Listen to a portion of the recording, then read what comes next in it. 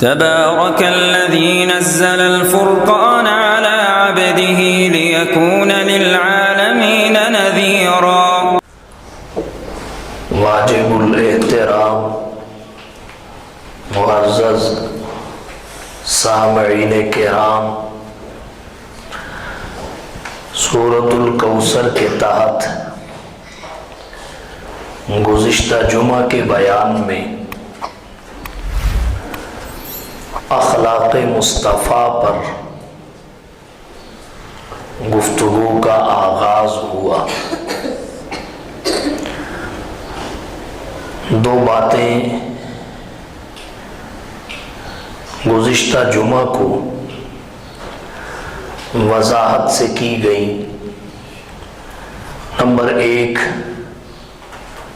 اخلاق کی تعریف اور حقیقت. نمبر 2 اخلاق کی اقسام اور اخلاق فاضلہ کی اہمیت. دو باتیں آج کے بیان میں ذکر کروں گا. نمبر 1 نبوت کے اخلاق کون سے ہیں، یعنی اخلاق نبوی. دوسری بات اخلاق نبوی کے سماجی اثرات، نتائج، ثمرات، برکات. ابتدا میں یہ ذکر کرنا ضروری ہے کہ اخلاق فاضلہ انسانی معاشرہ کی سب سے بنیادی ضرورت ہے. اس وجہ سے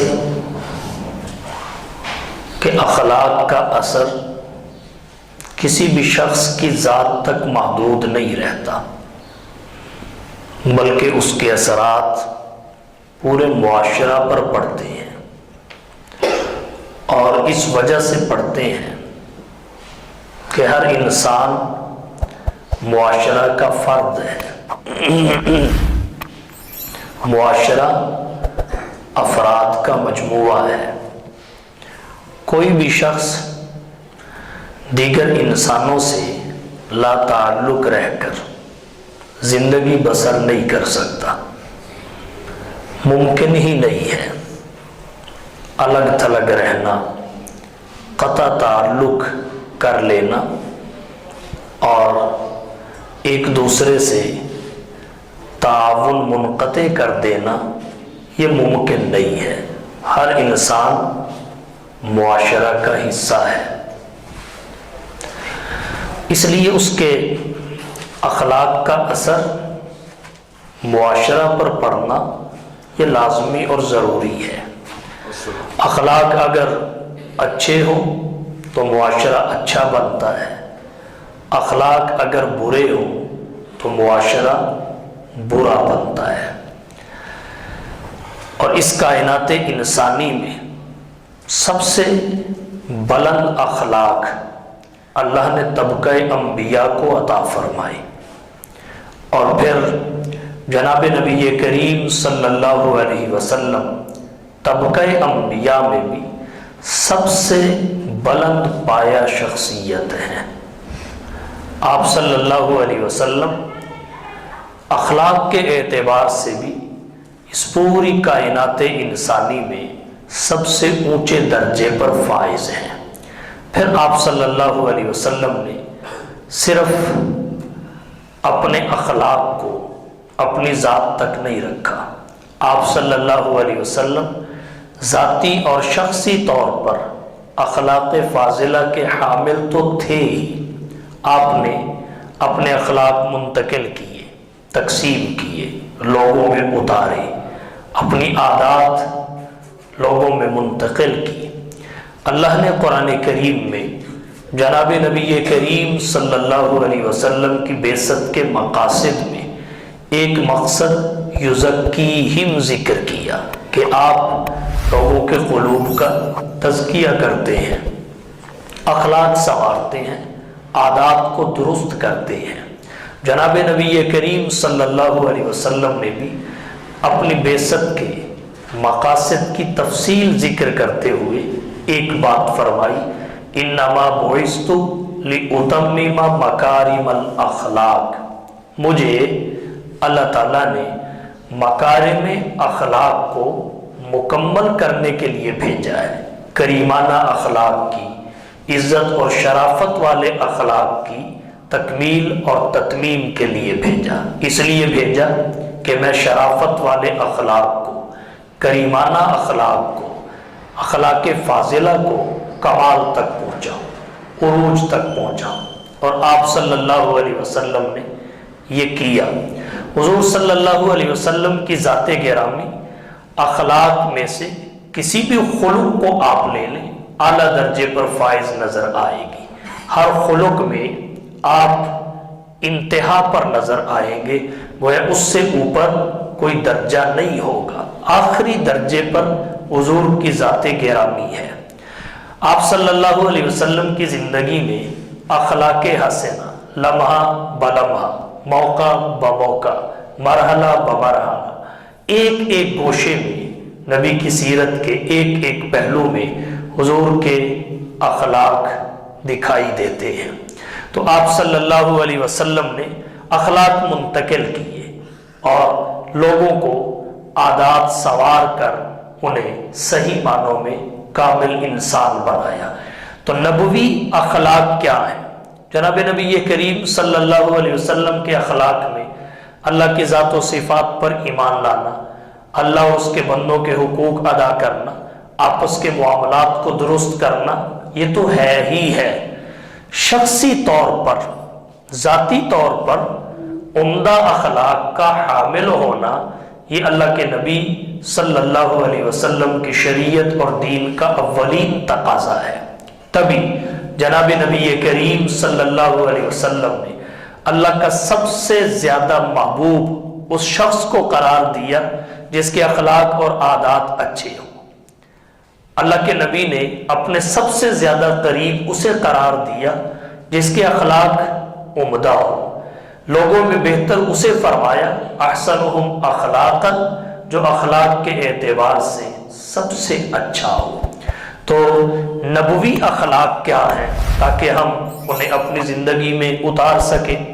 جناب نبی کریم صلی اللہ علیہ وسلم کے اخلاق و عادات بہت سارے ہیں، چند ایک کا ذکر کروں گا۔ سب سے پہلے نمبر پر اخلاق حسنہ میں، اخلاق فاضلہ میں، نبوی اخلاق میں سچائی ہے، سچ بولنا، سچا معاملہ کرنا۔ اخلاق حسنہ میں جیسے سچائی پہلے نمبر پر ہے، اسی طرح اخلاق رذیلہ میں جھوٹ پہلے نمبر پر ہے۔ سچائی پہلے نمبر پر ہے، اس کی کیا دلیل ہے؟ جب جناب نبی کریم صلی اللہ علیہ وسلم کی عمر مبارک 40 برس ہو گئی، زندگی کی 40 بہاریں حضور نے دیکھ لی، 4 دہائیاں مکمل ہو گئی، اعلان نبوت فرمایا۔ تو قوم کے سامنے اعلان نبوت کی جو پہلی دلیل پیش کی وہ اپنی سچائی تھی۔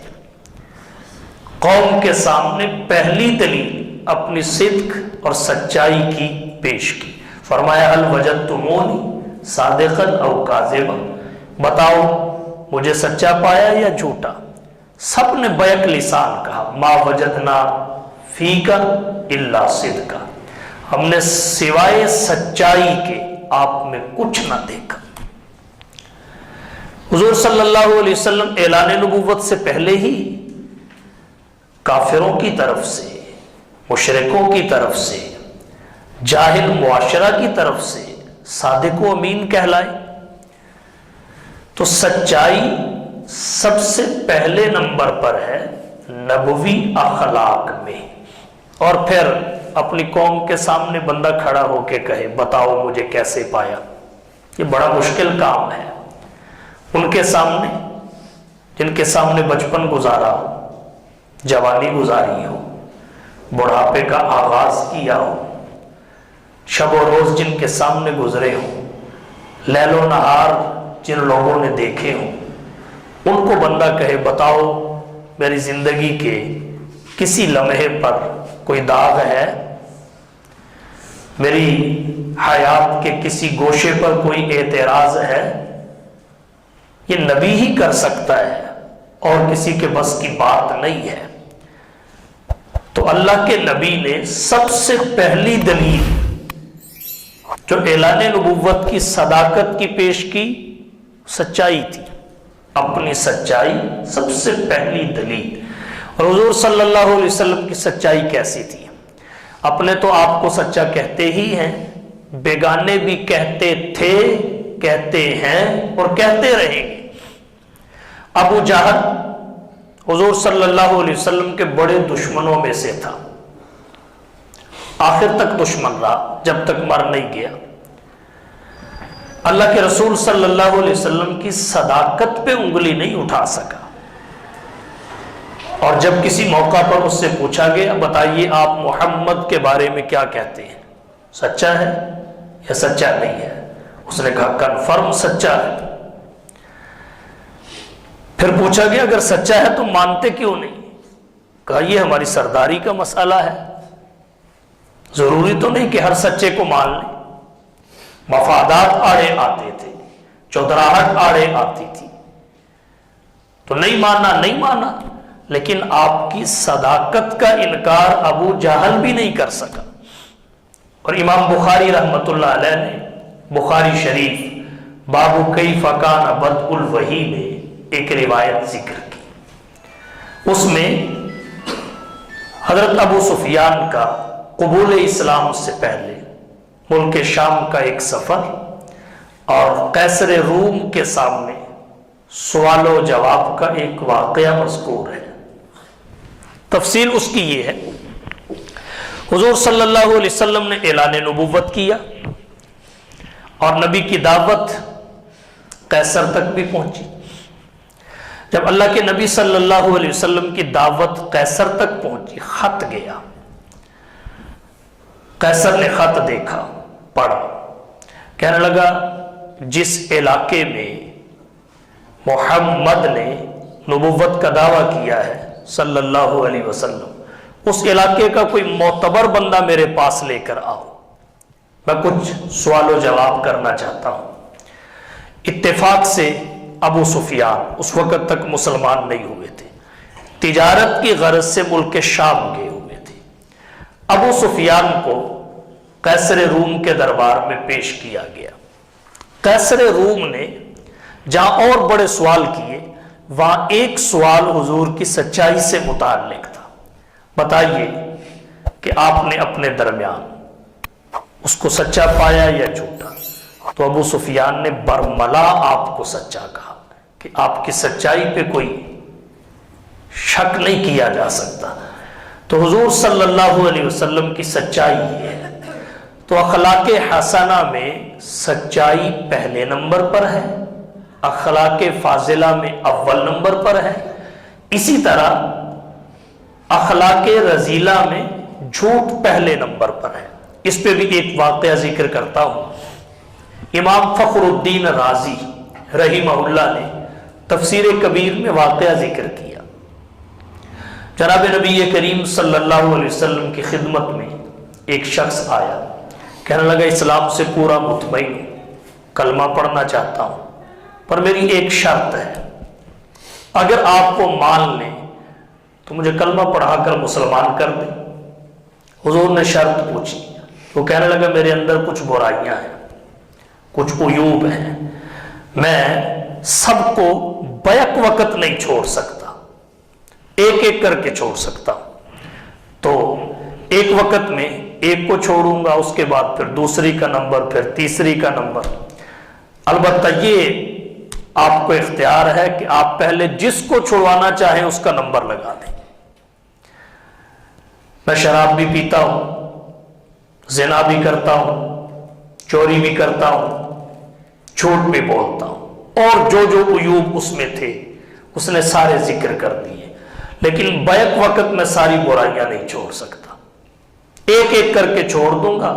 تو کسی ایک کا اگر آپ پہلے انتخاب کر لیں اور میری اس شرط کو مان لیں باقی چلتی رہے، جب وہ چھوٹ جائے پھر دوسری کا نمبر لگ جائے تو میں کلمہ پڑھ کے مسلمان ہونا چاہتا ہوں۔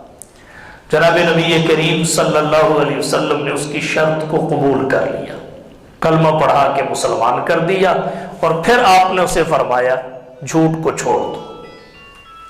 سب سے پہلا نمبر جس برائی کا لگایا وہ جھوٹ تھا، کہ جھوٹ کو چھوڑ دو۔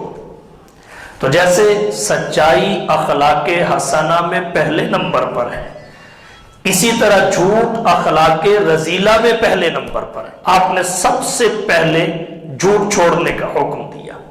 جب جھوٹ چھوٹ گیا تو پھر ساری برائیاں چھوٹ گئی، جھوٹ چھوٹ گیا تو پھر ساری برائیاں چھوٹ گئی۔ پہلے برائی کر لی جاتی تھی لیکن پوچھنے پہ اقرار نہیں ہوتا تھا، اب جھوٹ سے ہی توبہ کروا دی تو اقرار ہے تو شرمندگی ہے، تو جھوٹ چھوٹا تو سب چھوٹ گیا۔ تو اللہ کے نبی صلی اللہ علیہ وسلم نے جھوٹ کو اخلاق رذیلہ میں پہلے نمبر پہ رکھا۔ اور ایک بات اور ذکر کروں، حضور صلی اللہ علیہ وسلم نے تربیت صحابہ کرام کی، اہل اسلام اور اہل ایمان کی ایسے کی، ان میں اچھے اخلاق اتار دیے اور برے اخلاق نکال کے پھینک دیے، برائی ان میں نہیں رہنے دی۔ ہمارے معاشرہ میں ہوتا یہ ہے کہ ہم اپنی جان بچانے کے لیے سچ کو چھوڑ دیتے ہیں، جھوٹ اختیار کر لیتے ہیں۔ ہمارے معاشرہ میں مصیبت سے اپنے آپ کو بچانے کے لیے سچ کو خیر بات کہہ دیتے ہیں، جھوٹ کا سہارا لے لیتے ہیں۔ لیکن نبی نے جن کی تربیت کی ان کی شان کیا تھی؟ انہوں نے سچ بول کر مصیبت گلے لگا لی پر جھوٹ زبان پہ لانا گوارا نہیں کیا، سچ بول کر۔ غزوہ تبوک کے لیے جب عام اعلان ہوا کہ نکلو، ان کے شام جانا تھا، جانے کا 1 مہینے کا سفر، آنے کا بھی 1 مہینے کا سفر، آگے قیصر روم سے کسی خیر کی توقع نہیں تھی، بڑی سے بڑی مشکل کھڑی ہو سکتی تھی۔ ان حالات کے پیش نظر منافقین تو وہیں پھسل پھسل گئے، کچھ اہل ایمان بھی نہ جا سکے، ان میں ایک حضرت کعب بن مالک رضی اللہ تعالی عنہ تھے۔ علامہ ابن حجر نے ان کے بارے میں لکھا ہے یہ حضور صلی اللہ علیہ وسلم کے شاعر بھی تھے، اور یہ رجزیہ اشعار پڑھا کرتے تھے جس سے مسلمانوں کے جذبہ جہاد کو تقویت ملتی تھی، کفار کے حوصلے پست ہو جاتے تھے، نہ جا سکے۔ جب جنگ سے واپسی ہوئی تو منافقین نے عذر پیش کر کے بہانے بنا کے اپنی جان چھڑا لی۔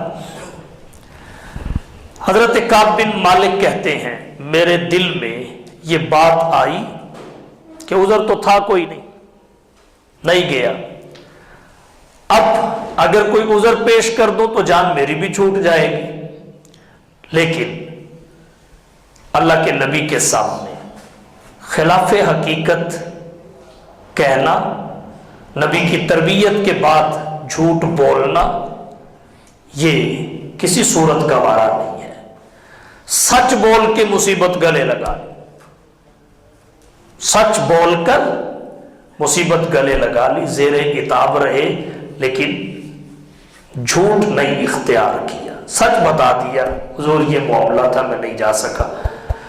تو یہ صحابہ کرام وہ مقدس جماعت تھی کہ اللہ کے نبی نے اپنے اخلاق ان میں تقسیم کر دیے، اپنی عادات ان میں پیوست کر دی، اپنے رویے ان میں اتار دیے، راسخ کر دیے۔ تو اللہ کے نبی کے اخلاق میں سچائی پہلے نمبر پر ہے۔ نبوی اخلاق میں ایک چیز شرم و حیا ہے۔ جناب نبی کریم صلی اللہ علیہ وسلم شرم و حیا کا مجسمہ تھے۔ حضرت ابو سعید خدری رضی اللہ تعالی عنہ فرماتے ہیں رسول اللہ صلی اللہ علیہ وسلم عرب کی کنواری پردہ نشین لڑکی سے زیادہ باحیا تھے۔ عرب کی کنواری پردہ نشین لڑکی سے زیادہ باحیا تھے، اور آپ کو حیا اس قدر پسند تھا، فرمایا الحیا شعبۃ من الایمان، حیا ایمان کا ایک شعبہ ہے۔ جناب نبی کریم صلی اللہ علیہ وسلم نے صحابہ کرام میں حیا بھی اتار دی، اس قدر ان کو باحیا بنایا۔ ایک جنگ کے موقع پر کفار نے مجاہدین اسلام کی راہ میں لڑکیاں کھڑی کر دی ہاف لباس میں، تاکہ وہ صحابہ کو، مجاہدین کو اپنی طرف مائل کرے۔ اگر ایک بھی مائل ہو گیا تو اللہ کی مدد اٹھ جائے گی، ان کی فتح شکست میں بدل جائے گی، اور ہماری شکست جو ہے زائل ہو جائے گی۔ جب انہوں نے یہ عمل کیا، مجاہدین سمجھ گئے، کمانڈر نے اعلان کیا یہ تمہارا امتحان ہے، نظر نیچی کر کے گزر جاؤ۔ پورا لشکر گزر گیا، کسی نے نظر تک اٹھا کے نہیں دیکھا۔ جنہیں اپنے حسن و جمال پہ بڑا ناز اور فخر تھا، لوگ جن کو دیکھنے کے لیے ترستے تھے، وہ صحابہ کرام اور مجاہدین کے راستوں میں کھڑی اور پڑی تھی، کسی نے ان پہ تھوکا تک نہیں۔ اس قدر شرم و حیا جناب نبی کریم صلی اللہ علیہ وسلم نے اس کی تلقین بھی کی۔ بخاری و مسلم میں حضرت ابو سعید خدری رضی اللہ تعالی عنہ سے روایت آتی ہے، حضور صلی اللہ علیہ وسلم نے فرمایا راستوں پر نہ بیٹھا کرو۔ آپ نے فرمایا راستوں پر نہ بیٹھا کرو۔ صحابہ کرام نے عرض کیا اللہ کے رسول، ہمارا تو راستوں پر بیٹھے بغیر گزارا ہی کوئی نہیں، ہم تو وہاں بیٹھ کے باتیں کرتے ہیں۔ کیونکہ اس زمانہ میں یہ ڈرائنگ روم، یہ بیٹھ کے اور یہ دفاتر نہیں ہوتے تھے، چھوٹے چھوٹے مکان تھے، ان میں بمشکل گھر والے بیٹھتے سوتے تھے، تو آپس کی گفتگو کے لیے راستے پہ بیٹھنا پڑ جاتا تھا۔ تو انہوں نے کہا ہمارا تو گزارا نہیں، نتحدث فیہا، ہم تو راہ میں بیٹھ کر مشورہ بھی کرتے ہیں، بات بھی کرتے ہیں، ایک دوسرے کے احوال بھی معلوم کرتے ہیں، ہمارا گزارا نہیں۔ اللہ کے رسول صلی اللہ علیہ وسلم نے فرمایا چلو ٹھیک ہے، پہلے فرمایا ایاکم والجلوس علی الطرقات، راستوں پر بیٹھنے سے بچو۔ صحابہ نے کہا جی گزارا نہیں ہوتا، بات کہاں کیا کریں بیٹھ کر؟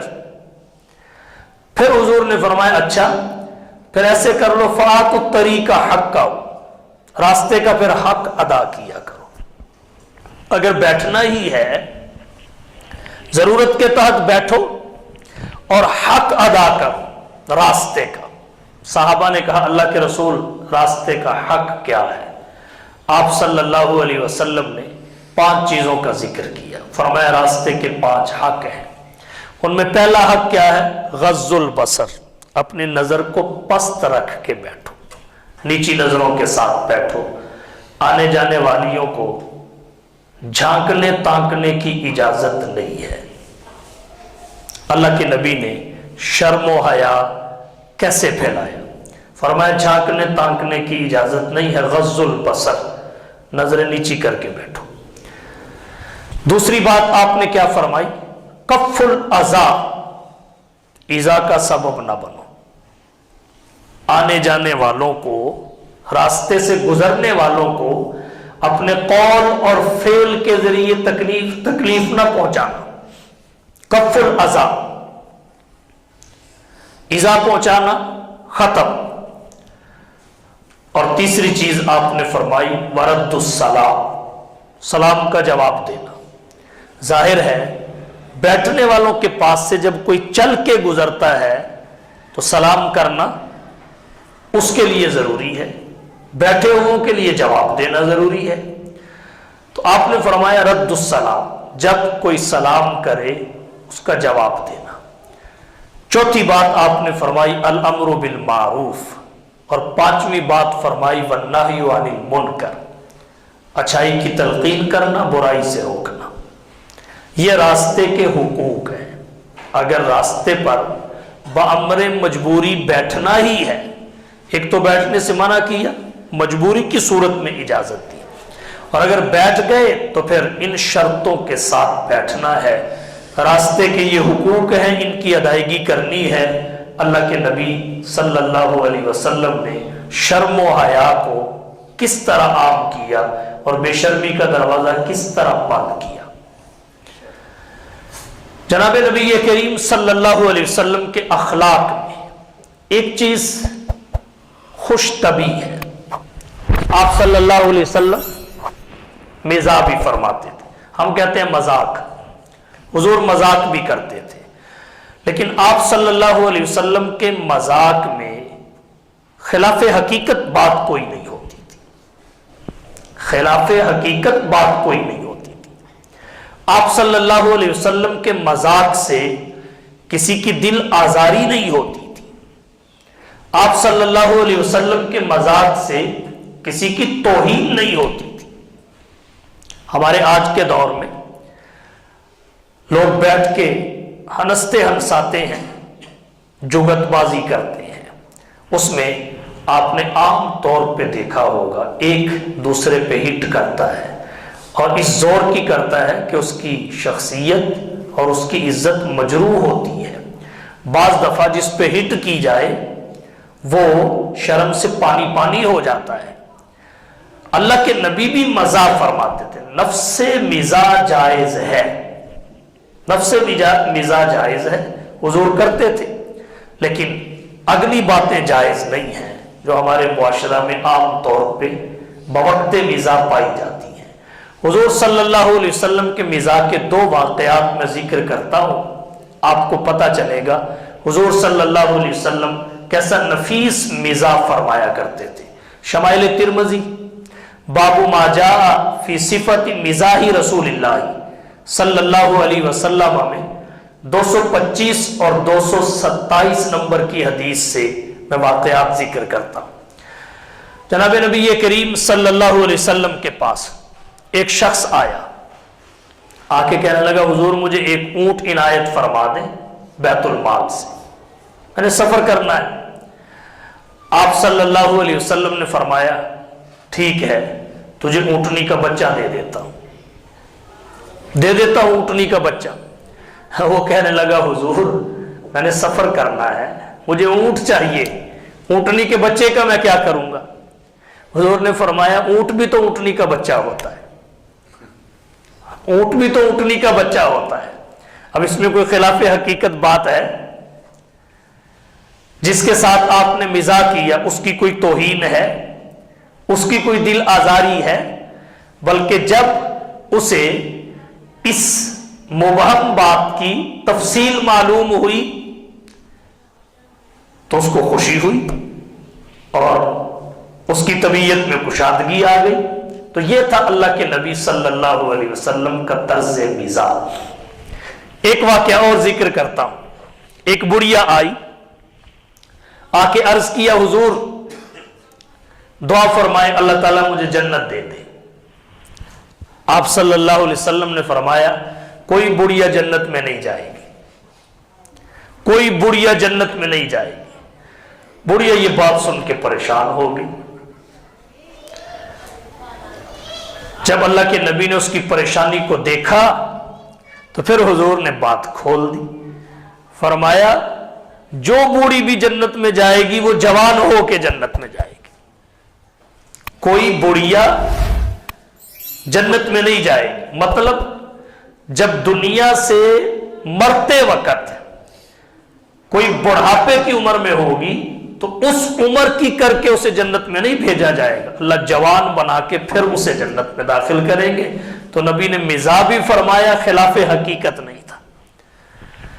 تو مزاح بھی اللہ کے نبی کا اخلاق، اللہ کے نبی کی عادت ہے، لیکن اس میں خلاف حقیقت نہ ہو، اس میں کسی کی دل آزاری نہ ہو، اس میں کسی کی توہین اور تذلیل نہ ہو۔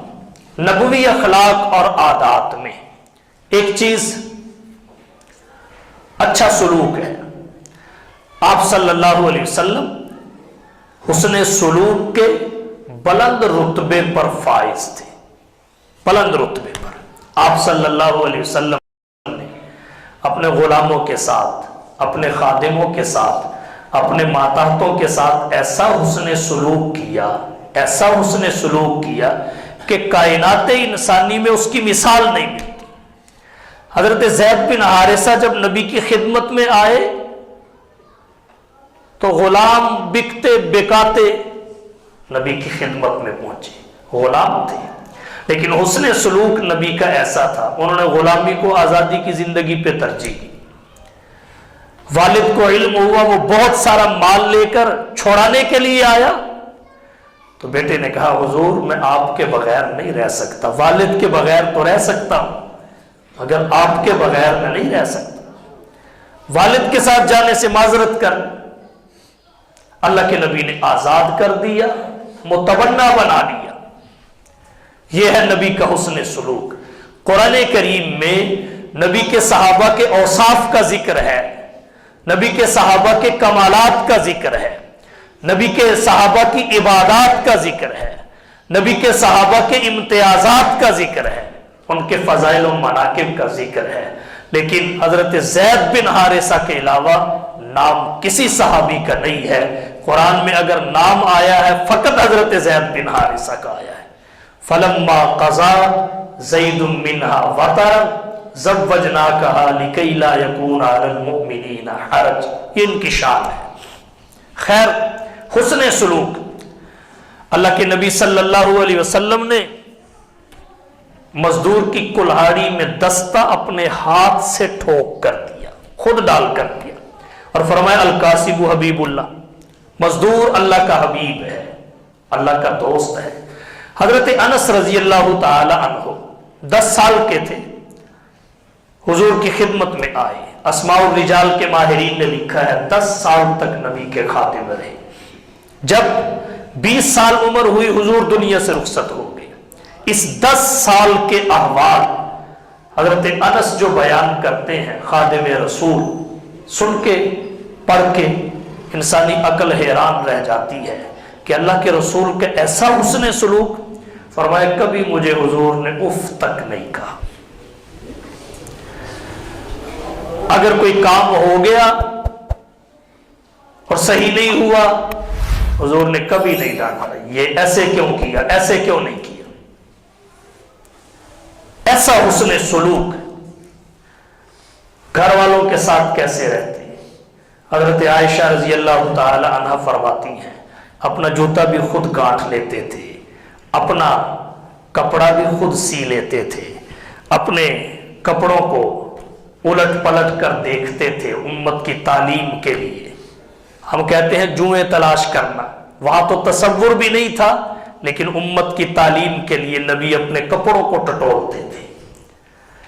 اور اللہ کے نبی صلی اللہ علیہ وسلم نے کبھی اپنی کسی بیوی کو برا بھلا نہیں کہا، اللہ کے نبی نے کبھی کسی کے ساتھ زیادتی نہیں کی، حتیٰ کہ اپنی ذات کے لیے تو نبی نے کبھی بدلہ لیا ہی نہیں، اپنے حق کے لیے تو کبھی لڑے ہی نہیں، اللہ کے حق کے لیے لڑے ہیں، اللہ کے حق کے لیے تلوار اٹھائی ہے۔ تو اللہ کے نبی صلی اللہ علیہ وسلم کے اخلاق میں، عادات میں ایک حسن سلوک ہے۔ بہت سارے آپ کے اخلاق ہیں، امانت ہے، تواضع ہے، تحمل ہے، عفو اور درگزر ہے۔ بڑے بڑے گناہگاروں کو، بڑے بڑے ظالموں کو آپ صلی اللہ علیہ وسلم نے معاف فرما دیا۔ آپ نے اپنی ذات کے لیے بدلہ اور انتقام نہیں لیا۔ اگر کسی نے اللہ کے حق میں کوئی جرم کیا تو آپ نے شرعی حدود کو نافذ کیا ہے، اپنی ذات کے لیے بدلہ انتقام نہیں لیا۔ یہ نبوی اخلاق ہے، یہ نبوی اخلاق ہے۔ اب اگلی بات یہ ہے نبوی اخلاق کا انسانی معاشرہ پر، سوسائٹی پر اثر کیا ہوا؟ اس بات کو دنیا کے کفار مانتے تھے، مانتے ہیں اور مانتے رہیں گے، انکار نہیں کر سکیں گے کہ اس کائنات انسانی میں سب سے کامیاب ہستی حضور صلی اللہ علیہ وسلم کی ہے، سب سے کامیاب ہستی۔ کفار اس بات کو مانتے ہیں۔ مائیکل ہارٹ ایک عیسائی ہے، اس نے کتاب لکھی دی 100۔ 100 بڑی شخصیات کے تذکرہ اور سوانے کو جمع کیا، اور اس میں پہلا نمبر حضور صلی اللہ علیہ وسلم کو دیا، پہلے نمبر پر حضور کا ذکر کیا، اور پھر اپنی کتاب کے دیباچہ اور مقدمہ میں اس نے اس کی وجہ اور سبب بھی بتایا۔ کہا اگر کوئی مجھ سے پوچھے کہ میں عیسائی ہوں کہ پہلا نمبر حضور کو کیوں دے رہا ہوں، اس کی وجہ بتائی کہ میں نے خود میرٹ طے کیا، اولیت کی شرط مقرر کی، معیار کا تقرر کیا، اس پہ حضور 100% پورے اترے۔ تو اب کسی اور کو پہلے نمبر پہ لاتا تو کس طرح لاتا؟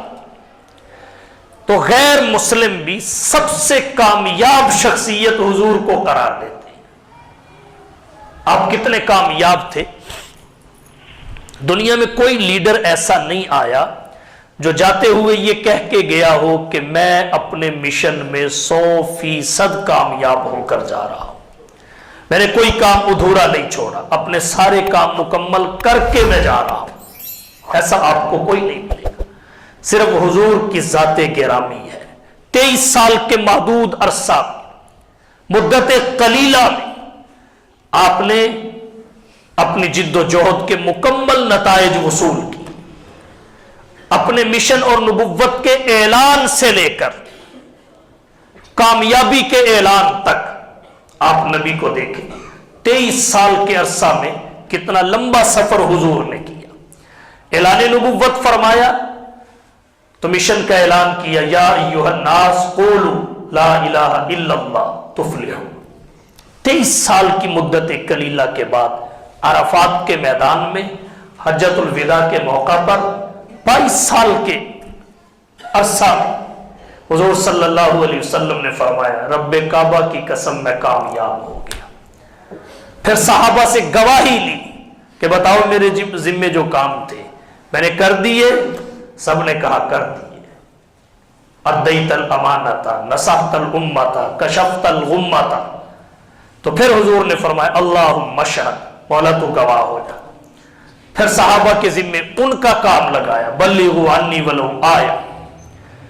تو آپ اس قدر کامیاب شخصیت ہیں۔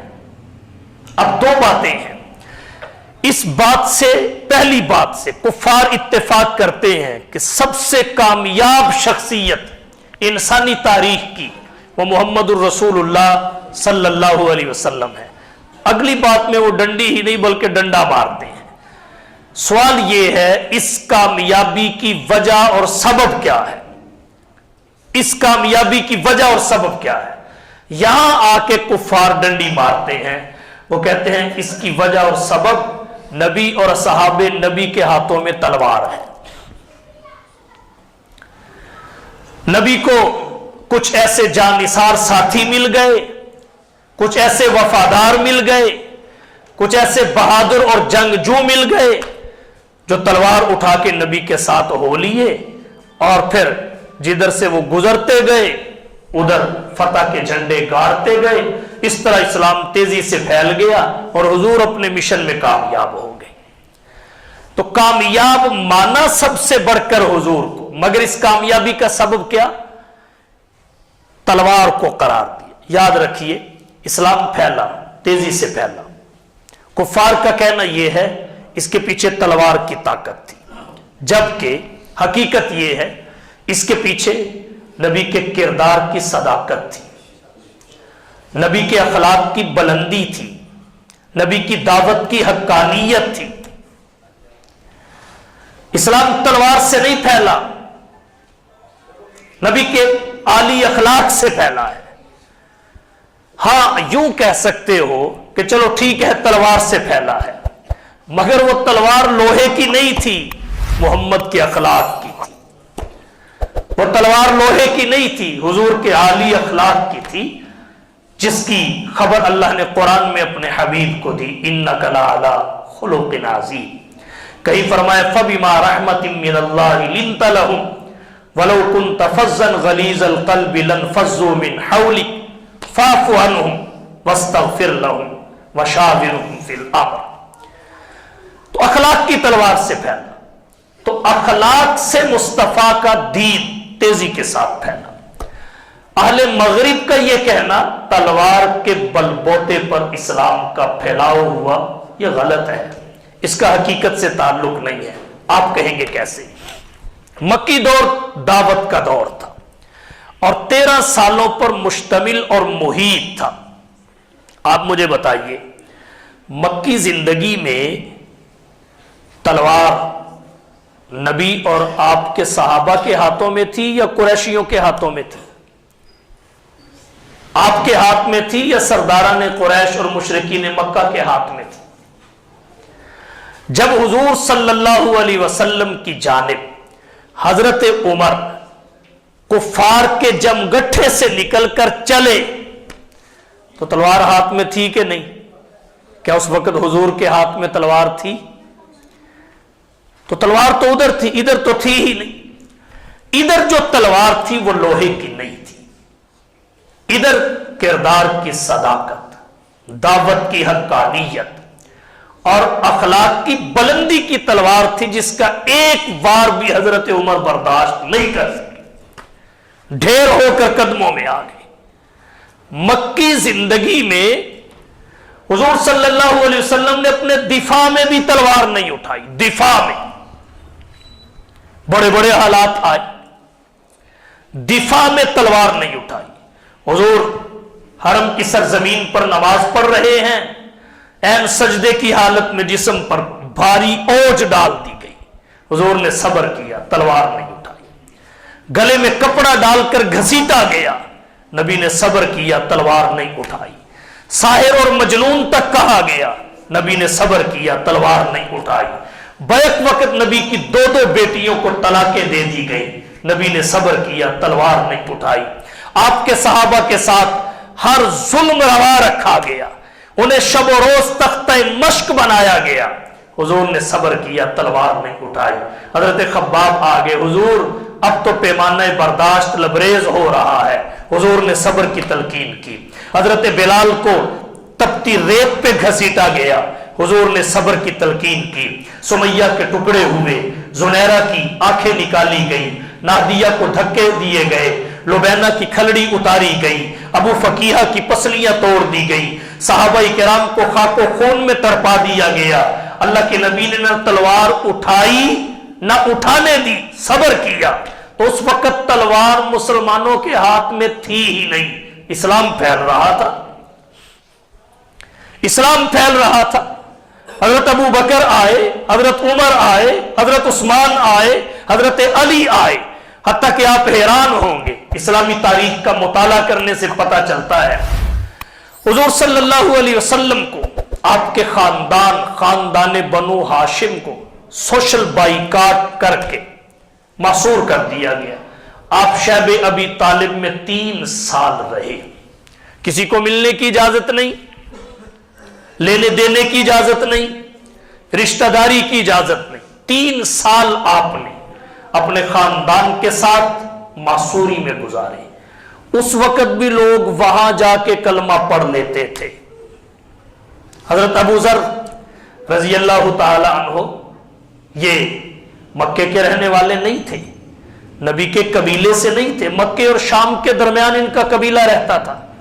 جب ان کو پتا چلا ایک شخص نے دعوی نبوت کیا ہے، وہ شرک سے نفرت کرتا ہے، توحید کا داعی ہے، یہ ظہور اسلام سے پہلے ہی معاہد تھے، پہلے اپنے ایک عزیز کو بھیجا، پتہ کر کے آؤ، اس نے آ کے بتایا بات ٹھیک ہے، پھر خود گئے اور حرم کی سرزمین پہ ڈیرے ڈال دیے، 3 دن وہاں رہے۔ حضرت علی رضی اللہ تعالیٰ عنہ ان کو کھلاتے پلاتے، بالآخر اپنا مدعا بتایا، بات کرتے بھی ڈرتے تھے کیونکہ مخالفت کے دن تھے۔ بالآخر طے ہوا حضرت علی چھپ چھپا کر انہیں حضور تک پہنچائیں گے۔ یہ طے ہوا کہ آپ میرے پیچھے پیچھے چلے، میں آپ کے آگے آگے چلوں گا، اور جب میں کوئی خطرہ محسوس کروں گا میں اپنا جوتا درست کرنے کے بہانے بیٹھ جاؤں گا، تو انہیں میرے پاس رکنا نہیں، شو نہیں کرنا کہ تو میرے ساتھ ہے، سیدھا نکل جانا، میں پھر تیرے ساتھ مل جاؤں گا۔ اس طرح حضور کے قدموں میں پہنچے شیب ابی طالب میں، اور وہاں جا کر کلمہ پڑھ کے مسلمان ہو گئے۔ پھر پوچھا حضور اب میرا کام کیا ہے، نبی نے بتایا۔ پھر یہ بھی کہا حضور مجھے اپنے ایمان کا اعلان کرنے کی اجازت ہے، حضور نے فرمایا یہ تیرا معاملہ ہے، اعلان کیا اور تشدد کا نشانہ بنے مکے میں، تو کس تلوار نے حضرت ابو ذر کو وہاں سے اٹھا کے یہاں پہنچایا تھا؟ حضور تو قید تھے، یمن کے قبیلہ دوس کے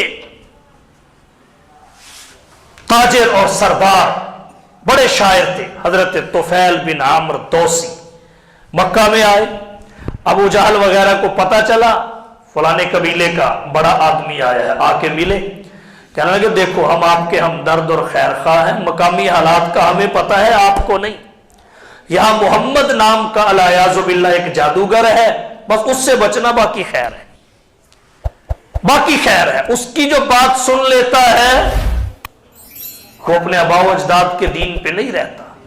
انہوں نے کہا اچھا، اپنے کانوں میں روئی ٹھونس لی، اب مکے کی گلی میں جاتے تو کانوں میں روئی، اللہ کا کرنا، حرم کی سرزمین سے گزرے، حضور قرآن پڑھ رہے تھے، بھن بھناہٹ سی کانوں میں محسوس ہوئی، تو کہا چلو یار سن کے تو دیکھو، تھوڑی سی روئی سرکائی، آواز پڑی تو قدموں میں جا کے بیٹھ گئے، حضور چند آیتیں اور سنا دیں گے، حضور نے چند آیتیں اور پڑھی، وہی کلمہ پڑھ کے مسلمان ہو گئے۔ کون سی تلوار تھی؟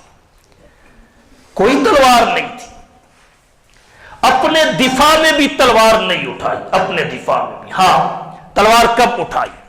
جب مدینہ طیبہ گئے، مدینے میں جا کر جہاد فرض ہوا، حضور اور آپ کے صحابہ نے تلوار اٹھائی، مگر وہ تلوار اشاعت اسلام کے لیے نہیں تھی، اسلام کے پھیلاؤ کے لیے نہیں تھی، نظام عدل و انصاف کے قیام کے لیے تھی، ظلم کو روکنے کے لیے تھی، اللہ کی حدود کو نافذ کرنے کے لیے تھی، پھیلاؤ کے لیے نہیں۔ اگر پھیلاؤ کے لیے ہوتی تو اللہ قرآن میں کیوں کہتے لا اکراہ فی الدین ای فی دخول الدین، کہ دین میں داخلہ کے معاملہ میں کسی پر کوئی جبر اور اقرار نہیں ہے۔ حضور نے زبردستی کسی کو مسلمان نہیں بنایا۔ پھر آپ صلی اللہ علیہ وسلم نے جزیے کے عوض کفار کی جان مال عزت و حفاظت کی ذمہ داری اٹھائی ہے۔ اللہ کے نبی نے مستامن معاہد کے حقوق بیان کیے، حربی کو الگ کیا ہے۔ آپ صلی اللہ علیہ وسلم نے کفار سے مذاکرات کیے ہیں، مدینہ طیبہ میں میثاق مدینہ ہوا ہے۔ آپ نے دین پھیلانے کے لیے تلوار نہیں اٹھائی، مسلمانوں کو بچانے کے لیے اٹھائی، نظام عدل و انصاف کو نافذ کرنے کے لیے اٹھائی، ظلم کے خاتمہ کے لیے اٹھائی، مظلوم کو ظالم سے حق دلوانے کے لیے اٹھائی۔ اسلام کا جو پھیلاؤ ہوا، اسلام جو تیزی سے پھیلا، اس کے پھیلنے میں قرآن کی صداقت تھی، نبی کے کردار کی بلندی تھی، نبی کی دعوت کی حقانیت تھی، نبی کی فکر، تڑپ، ہمدردی، خیر خواہی تھی۔ اگر ایسا ہوتا تو پھر کفار کے احکام نہ دیے جاتے، ان کے احکام بیان نہ ہوتے۔